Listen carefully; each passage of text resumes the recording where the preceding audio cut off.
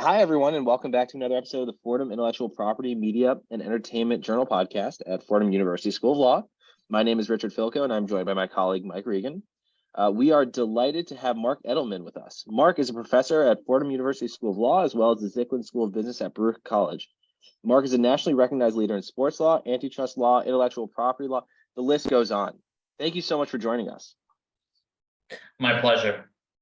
So first off, we're here to talk about the name, image, and likeness policy with NCAA sports.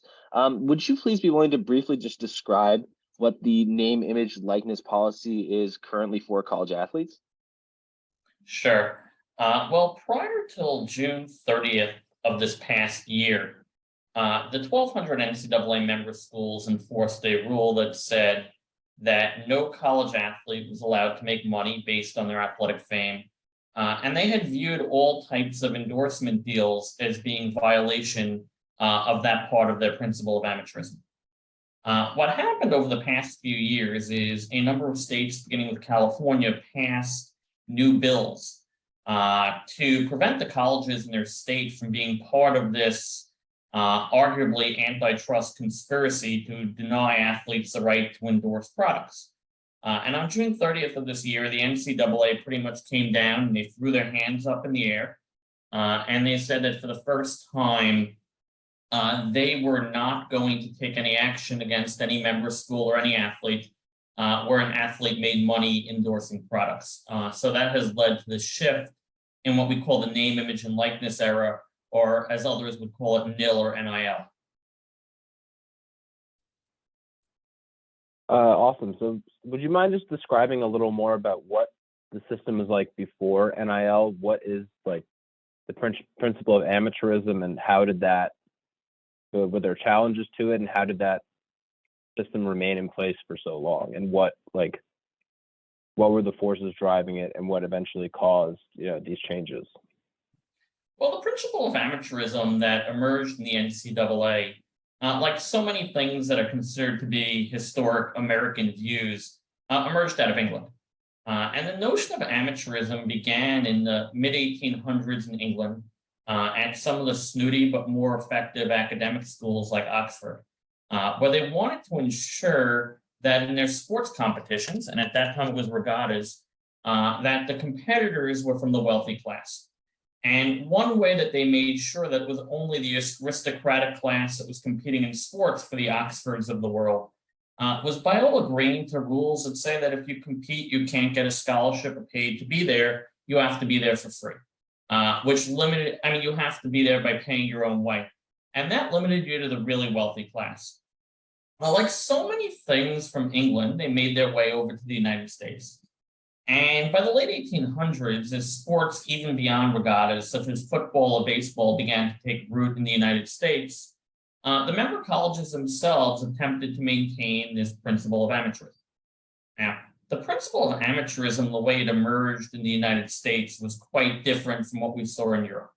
And the primary motivation, and at least initially, was to ensure that the athletes who were playing in sports were bona fide students of the school, and to make sure that the schools were not accepting students come just for a weekend to play in sports. Now, on the surface, that sounds wonderful, because I think all of us would hope that if we went to a school and there was a school sports team or a school intramural activity, that it would be people that actually attended the school that participated and not ringers that brought in.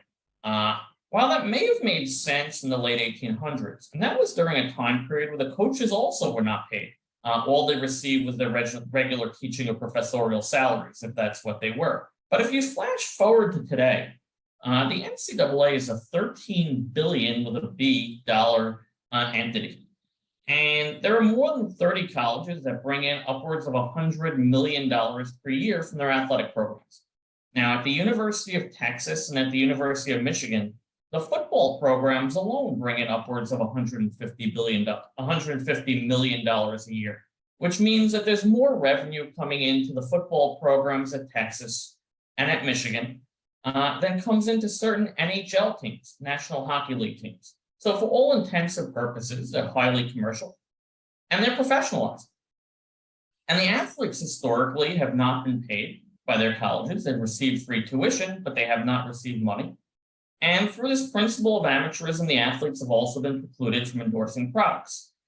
So what that means is based on a 2013 joint study by the College Athlete Players Association and Drexel University, 86% of college athletes live below the poverty line. So again, what the name, image, and likeness reform was intended to do was to prevent the 1,200 member colleges that were part of the NCAA from getting together to pass rules that say no athletes can endorse products. And while it has not led to direct payment from colleges to their athletes, we've seen a limited number of athletes get wealthy, and many athletes have a little bit more spending money by now engaging in endorsements. It's recognizing that in some way they're professional and allowing them, much like professional athletes, much like Olympic athletes, much like any other student that wishes to sign promotional and endorsement deals to supplement their income.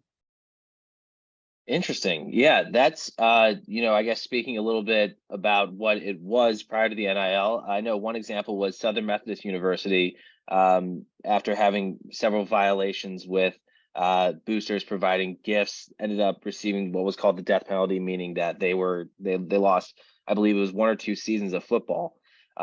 It's very interesting to see, I guess, how that's transitioned from the 1980s to only 40 years later, and how it's becoming radically different. Still there's some room to change, of course.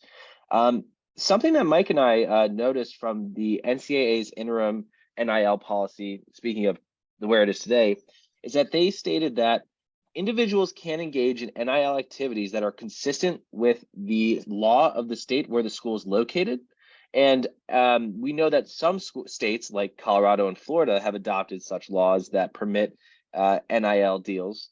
What are the implications for those states that have not yet adopted legislation? Well, my understanding about the NCAA rules, the way I interpret them, is that unless a state particularly prohibits a certain behavior, at least as of last year in the June 30th statement, the NCAA said they would take a hands-off approach and allow it. This is actually a real irony in terms of what happened. So California was the first state to pass a name, image, and likeness bill.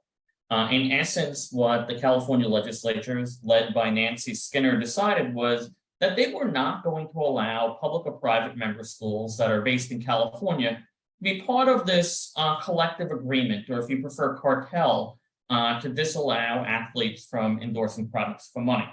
I'm very familiar with this, as I was the antitrust expert witness who was brought in California on behalf of the bill, which we ultimately got passed. After California passed its bill, as one would expect if you understand cartel theory at all, when one member leaves a cartel, economically many others will leave as well because it becomes in their economic interest. So what we saw was a rush of different states that passed bills to allow their athletes to endorse products under name, image, and likeness. And at the moment when this was done, all of these bills were meant to be very pro-athlete. They were meant to be a positive reform from the NCAA position, which said you can't do it.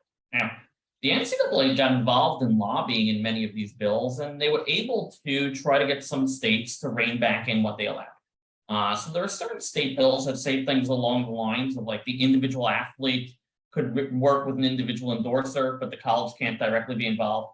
Or some states have carved out certain categories that they believe are vice categories that athletes can't endorse products. But every one of these states, when the bills were passed, that was meant to be a positive reform of where the NCAA was. Now, the weird irony of what happened here was on June 30th of last year, the NCAA said, without admitting that they couldn't regulate it under antitrust law, they said, we're not going to regulate it this anymore. Schools could have their rules, conferences could have their rules, but we're not going to touch this. And I think they understood this was the week after the Alston decision came down, that it would be an antitrust real risk if they tried to enforce the restraints on name, image, and likeness. But they did say that we will enforce to make sure that no athlete is doing anything that's disallowed by state law.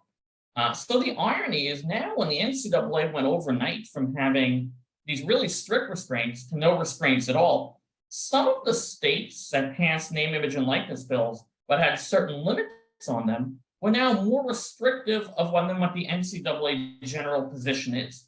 And what we've seen over the past 6 months is some of the states that have passed name, image, and likeness bills that were initially intended to protect the college athletes have repealed their bills because they found that their bills under the current system were doing more to hurt athletes in terms of endorsement rights than to grant them new rights with the change in the NCAA policy. That's really interesting. I just, that's something I guess I never really understood, and I didn't realize that there's been this kind of crawlback as far as the current system has been the last 6 months. Would you be willing to expand a bit more just on the antitrust implications? Obviously, you being the expert with the California bill. What I guess maybe are the main issues with antitrust, specifically with antitrust laws, with regards to all these different states having different NIL legislation with different colleges? Well, I don't think the state bills themselves are implicated by antitrust law. I think the real antitrust risk is certainly if the NCAA overall, and potentially if the members of an NCAA conference try to limit what athletes can do under name, image, and likeness. Now, for those who are new to antitrust, and all my students at Fordham have heard this from me many a time, Section 1 of the Sherman Act says any contract, combination, of conspiracy, and the restraint of trade shall be declared to be illegal. What that in essence means is it's perfectly fine for any one NCAA member school to say, we are not going to allow our athletes that want to come here to endorse products. If Fordham University on its own passed that rule that said, we don't want our college athletes endorsing products, there's no combination of collusion involved here. That's just one school, it's unilateral conduct, and that's okay. And if Fordham got together with a few other schools, and they weren't schools that necessarily competed in the same market, if by some bizarre example, Fordham decided they wanted to get together with picking another Jesuit school, let's say DePaul out in Illinois, and they both agreed that they were not going to allow their athletes to endorse products, while you have a contract, combination, of conspiracy, you probably wouldn't have market power, meaning if 2 out of 1,200 schools or 2 out of 120 large schools did that, that's not going to restrain trade in any meaningful way. There are still so many other sources of where prospective college athlete labor could go and sell their labor. Now, the problem comes in because the NCAA is composed of 1,200 member colleges.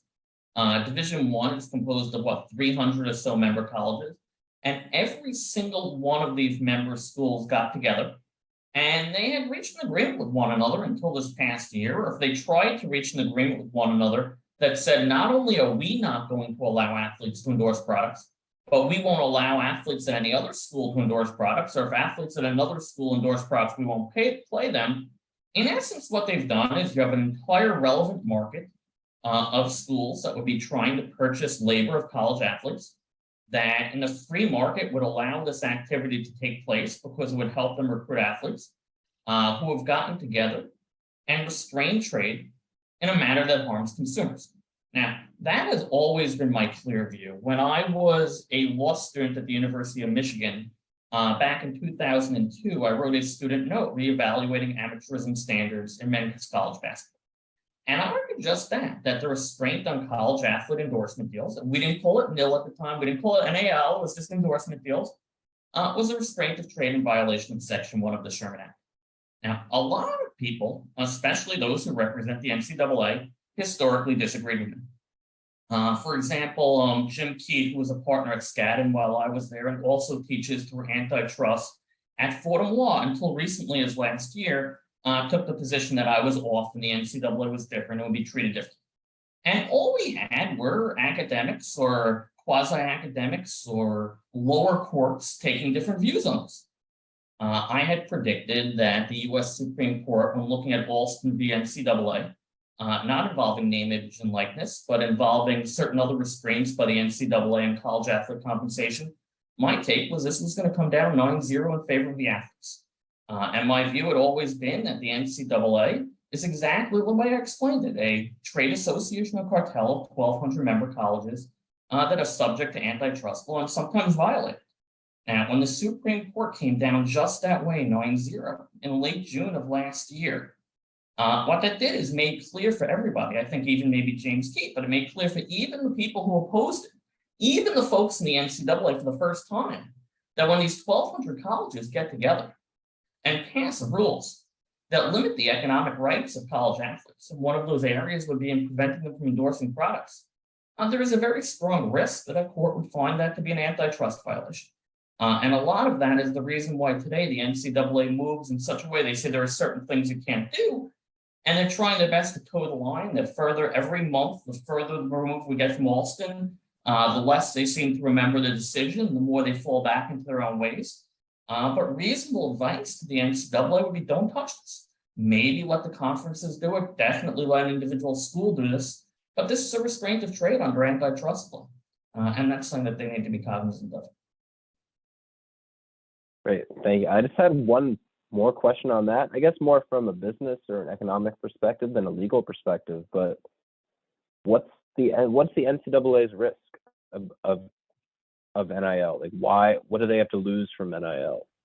That's a really interesting question. I think we all understand why the NCAA is opposed for direct pay for play. We know, and I'm not agreeing with their position. I don't think it's morally right or legally right. But I think we all can understand that if some of the money goes to the athletes, less will be going to the schools. So what I think you're asking me, Michael, and it's a great question, is name, image, and likeness does not directly take money away from the schools. Why are they opposing it? And I think there are a few reasons in play. First, I think there's a real economic element here, that even though endorsements are not directly taking money out of the schools' profits, any given company, now that athletes can endorse products, have a choice. Do they want to give the endorsement money to the school? Do they want to give the endorsement money to the coach? Or do they want to give it to players? And I think one of the fears that both coaches and schools have is, as companies like Nike could theoretically come in and do endorsement deals with particular athletes, does that mean that they will be spending less money on endorsement deals with coaches and less direct money to the and less direct money to the school? So I think that's one area of fear. I think the second area of fear, and we'll go through three, is the slippery slope. The NCAA is playing, well, today we're challenging indirect pay to athletes. Tomorrow it might be direct pay. Maybe we'll have boosters that would be giving big sums of money to the university, now giving it directly to athletes. And that's a theoretical concern for them as well. Again, leaving aside the morality and the antitrust legality, I think that's a concern. And then the third one, which is most bothersome to me, is a historic power dynamic. And I think it's coming from athletic directors and coaches. At present, if you look at the makeup of football and men's basketball, it's overwhelmingly young men, and if we take women's basketball as well, young women who grew up living below the poverty line. It's disproportionately African American. It's disproportionately people from either challenging urban areas or very, very poor rural areas. And when they get to school, there's this huge power dynamic. The coach has incredible control over them because the athletes really have no alternative but going along with whatever rules the coach places and try to get to the next level. I mean, I think Urban Meyer was a perfect example. I mean, Urban Meyer coached at several different schools. His behavior was off the wall ridiculous in many different ways. And the athletes went along with everything he did. The moment he became a head football coach at Jacksonville for the Jaguars, where the athletes were paid, the athletes felt very powerful to speak up against him. As long as you keep the athletes poor, coaches have incredible levels of control over their behavior. And sadly, I think some of the long-standing coaches have had initially opposed name, image, and likeness because they think if your athletes are poor, they're easy to keep in line. And perhaps it's part of, these aren't my words, but if you take Taylor Branch, who is a Pulitzer Prize winning author and had studied extensively the civil rights movement, perhaps that's why Taylor Branch had historically called the NCAA system as having a whiff of a plantation. So I think that's the third reason. Wow. Well, thank you for that breakdown. I want to, I guess, talk quickly about the second one that you mentioned, the slippery slope.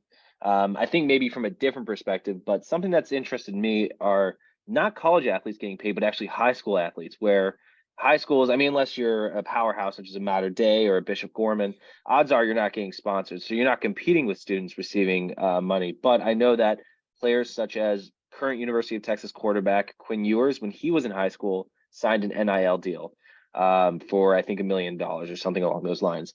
I guess, where is the legislation's stance on that? And is there a governing body that would regulate high school sports, or is it really up to each individualized conference of thousands there are in the country? Well, for high school sports, and especially public high schools, they be regulated both on the conference level and on the state level. Now, states are mixed as to whether allow high school athletes to endorse products.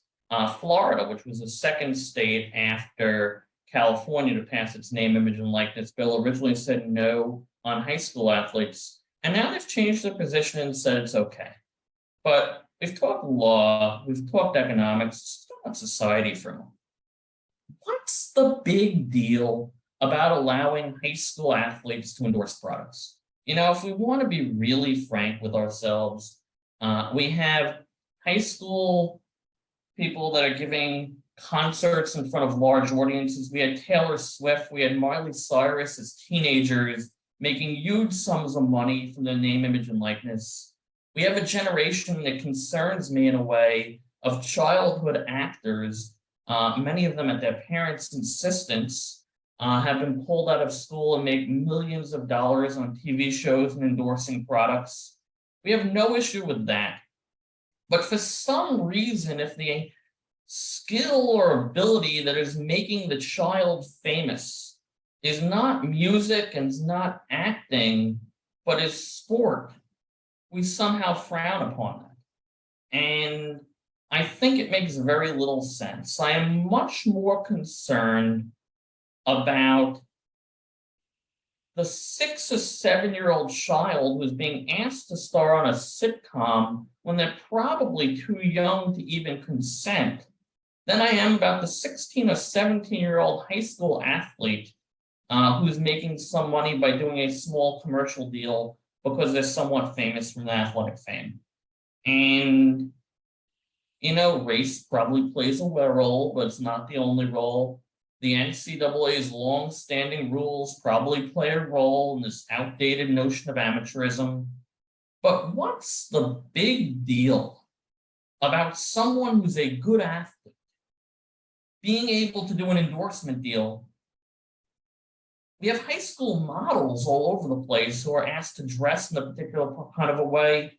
We have high school celebs who are being put on Disney, and we do know the long-term ramifications, unfortunately, for some of them. And our concern is simply about a good athlete doing a one-off commercial. It just doesn't make sense to me. Yeah, that's super, super interesting. So I think we're ready to pivot to something a little different. So I wanted to get your take on some of the federal level proposals for NIL legislation. I know there's a couple in the works from Cory Booker, senator from New Jersey, and also one sponsored by Tommy Tuberville, former Auburn coach, now senator from Alabama. So what's the current status of these bills? How are they different from state bills? And do you see any of these coming to fruition? 3-part question. Let me try to get all of this. Yeah. The federal bills are different from the state bills because the states are all over the place. The goal of the federal bill is to try to preempt the state bills and have the same rules across the board. Let me take 3 back and I'll come back to 2 because I think 3 is easier to answer. Part 3 is, are any of them going to be passed? I think it's incredibly unlikely. Now, the reason why I think it's incredibly unlikely is, you have these 100 senators, many of whom say they want to regulate college athlete rights or college athlete pay or name, image, and likeness. But they're coming from incredibly different places. And the bills are almost antithesis to one another. We'll talk about Tuberville, and then we can talk about Booker for just a moment. Tommy Tuberville is a former Division I college coach. He's going to have a bill that the NCAA is really going to support, that's liked by the NCAA lobbyists. It's going to be very pro-coach and anti-player. If we look at Tuberville politically, he's not just simply a Republican, because Republicans are all over the map on this issue, but he is part of the MAGA Trump core that would not certify the election. That's pretty extreme.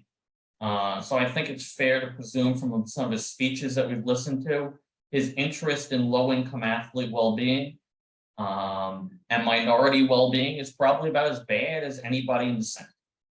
And Tuberville's proposed bill, as you would expect from someone who comes from that position, is essentially the NCAA lobbyist's dream. It's a bill to, in essence, minimize the rights of college athletes and to allow for the most minimal form of name, image, and likeness you can get away with. And, there are folks that come on board with it. If I'm not mistaken, Joe Manchin, who's a Democrat from West Virginia, was working with him on it. And there are certain senators who are going to come back and say, make America great again, make America what it always was. It was great when the college athletes had nothing, and they'll rah-rah this bill. Now, Cory Booker comes from the exact opposite extent. Cory Booker was not a college coach. Cory Booker was a college football player. Before we knew Cory Booker the senator, Cory Booker was a tight end at Stanford University. And Cory Booker is Black, and I think he understands what it means in America to be Black. Cory Booker is former mayor of Newark, which I think means he understands what it means to be poor. So he understands what it is to be a big-time college athlete, be Black, and be poor. Booker's proposed bill is a college athlete Bill of Rights, which goes so much further than just ensuring college athletes have the right to endorse products. Booker's bill, at least one iteration of it, seemed to allow some form of shared revenue between athletes and schools. Cory Booker's proposed bill looks seriously at the issue of concussions in college sport and takes real issue to aid the health and safety of college athletes. Both of these bills are called name, image, and likeness bills or college athlete right bills, but they're very different extremes. Now, could Congress reach a compromise? A couple of days ago, we had the bill that got through Congress with, I think, 67 votes, 13 Republicans came on board to protect certain aspects of gay marriage after the Dobbs decision. Maybe that in some ways a sign that we've moved beyond partisanship and Trumpism, and maybe there'll be greater compromise at Congress. But as long as we have the NCAA pushing very hard and lobbying very hard on this Tuberville bill, and those who advocate on college athletes are more comfortable with the Booker bill, I'm not sure we can get compromise here. And I think the more educated that Congress people become on the issue, the more difficult it'll be for the NCAA lobbyists just to convince people that the Tuberville-Manchin bill is acceptable. It's not acceptable. I think a number of people want to see that. Yeah, no, that's so interesting, I guess, to think about. Obviously it's about legislation, so of course it's going to be politicized, but to think about how, like you were talking about, there's been a recent bipartisan bill passed, how that could actually implicate, of course, bills, down the road, specifically for NIL, because there's this, I guess, extreme difference between Senator Booker and Senator Tuberville. I know we're running a little low on time, but another question we had, kind of going back to the state bills, taking California, for example, that's one of the states that allows for NIL deals. They pass legislation that allows for these NIL deals. How do these deals impact private universities versus public universities? For example, UCLA is a California state-run public university, but Stanford is private. do they have different obligations under the legislation? That's a great question. The way the California legislation is passed, the answer is no.